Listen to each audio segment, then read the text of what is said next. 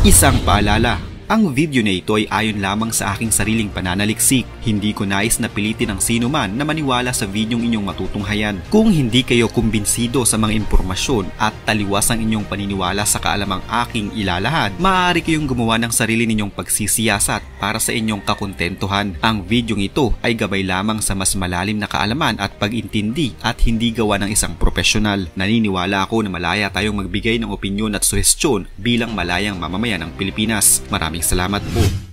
Mas maaga ngayong linggo, lumabas ang ilang ulat na makikita na ang terminong West Philippine Sea sa Google Maps. Isang bagay na agad na umani ng atensyon at muling nagpasiklab ng diskusyon tungkol sa matagal ng sigalot sa teritoryo sa pagitan ng Pilipinas at China.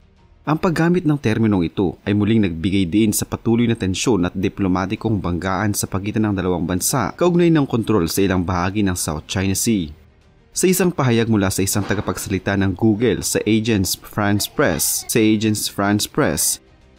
sinabi nito, matagal nang tinutukoy ang West Philippine Sea sa Google Maps. Kamakailan lamang, ginawa naming mas madali itong makita sa mas maraming pagkaka-zoom upang mas maging accessible sa mga gumagamit.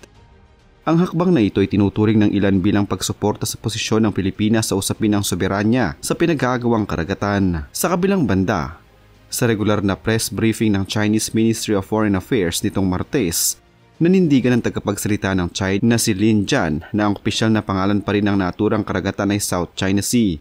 Aniya, sa loob ng mahabang panahon, ang South China Sea ay naging karaniwang pangalan na geographical na kinikilala at tinatanggap ng pandaigdigang komunidad kasama ng mga bansa sa iba't ibang panig ng mundo at mga international na organisasyon tulad ng United Nations.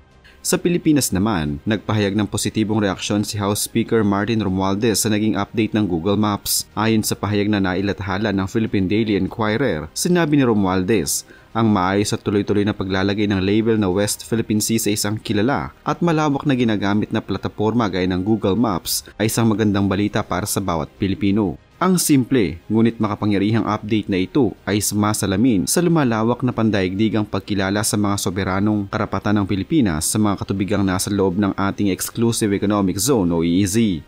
Gayunpaman, hindi rin nagpaawat ang panig ng China sa pagpapahayag ng kanilang saloobin.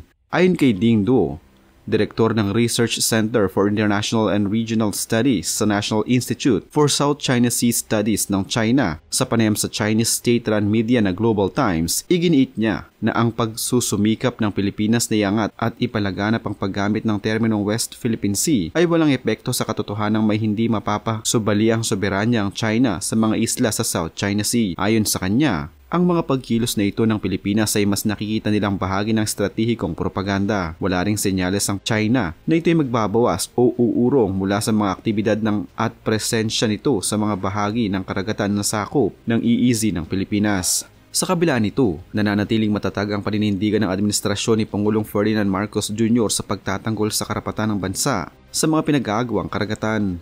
Habang nagpapatuloy ang tensyon, lalong pinalakas ng Pilipinas ang pakikipag-ugnayan at alyansa nito sa mga bansang may parehong pangamba tungkol sa mas lalong pagiging agresibo ng China sa rehiyon, partikular na ang Estados Unidos. Sa darating na Abril 21, nakatakdang simulan ng Pilipinas at Estados Unidos ang kanilang pinakamalaking pagsasanay militar sa kasaysayan ng kanilang ugnayan. Tinatayang may 14,000 tropa mula sa parehong bansa ang lalahok, kasama ang humigit kumulang 200 sundalo mula sa Australia at mga tagamasid mula sa Japan Self-Defense Forces. Layunin ng naturang ehersisyo na palakasin ang kakayahang pangdepensa ng bawat panig at pagtibay ng kooperasyong militar sa harap ng lumalalang tensyon sa rehiyon ng Indo-Pacific. Ang tawag dito na West Philippine Sea ay unang ginamit ng gobyerno ng Pilipinas noong taong 2011 sa ilalim ng administrasyon ni dating Pangulong Benigno Aquino III. May ilang parte ang South China Sea na tinawag nilang West Philippine Sea bilang tanda ng hindi natin pagsang-ayon na ang kininito ng buo ng China at para na rin mailagay ito ng maayos sa National Mapping System. Nagsimula ito nang may isang representative mula sa Akbayan Party List ang nag-file ng resolusyon noong taong 2011 na palitan ng gobyerno ang pangalan ng South China Sea at gawin itong West Philippine Sea. Ang kanyang proposal ay sinuportahan ng marami, lalo na ng mga nasa armed forces at maraming mga mamamayan. Ang suhestyon niyang ito ay naaprubahan at ginawang opisyal na pangalan ng gobyerno ng Pilipinas ang ating nasasakupan sa South China Sea na West Philippine Sea noong Setyembre 2012. Ang West Philippine Sea na pangalan ay ginamit sa national maps, other forms of official communication, government departments at documents. Alam mo ba na ang West Philippine Sea ay may ibang maritime zones?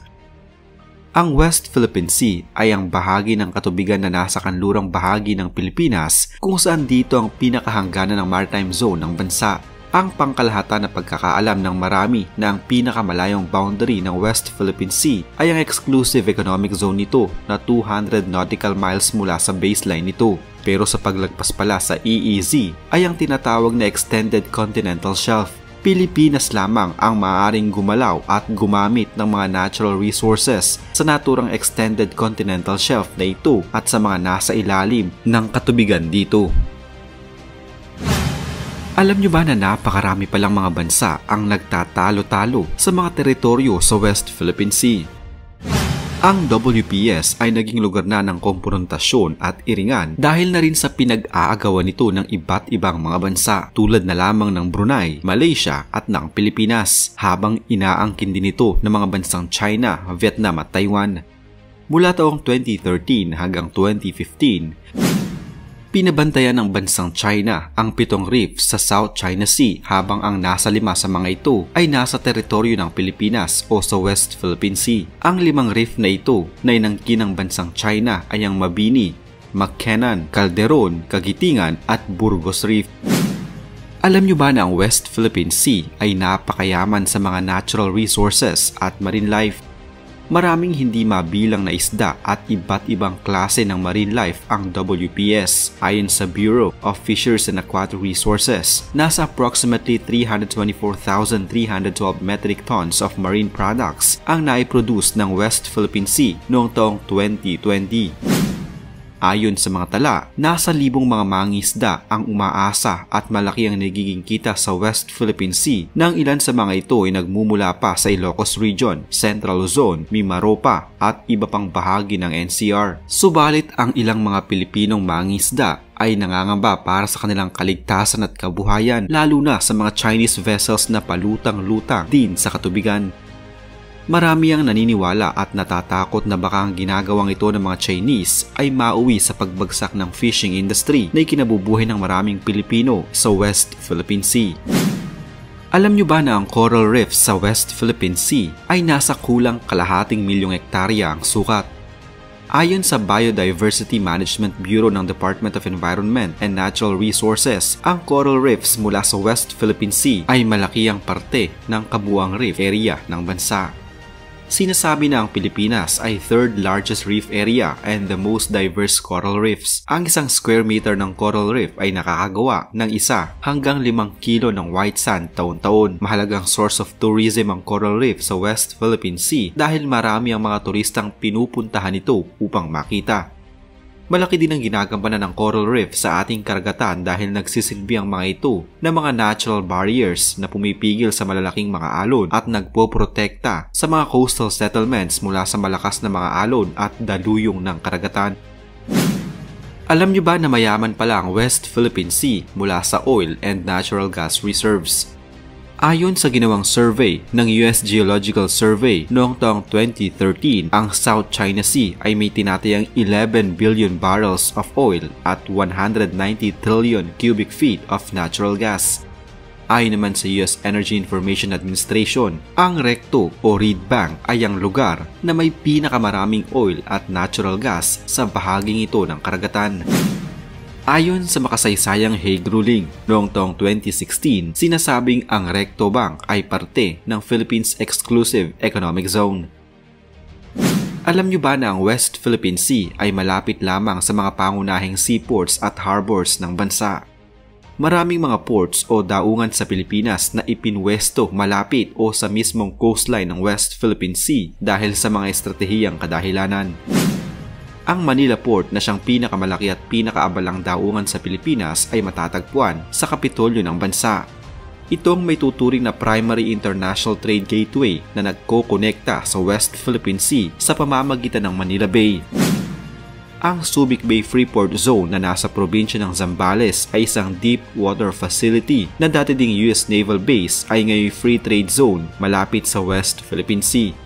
Habang ang Port of Batangas naman na nasa probinsya ng Batangas ay ang naglilink sa Pilipinas at sa ibang mga bansa. Ito ay nasa Kalumpang Peninsula na nakaharap sa West Philippine Sea.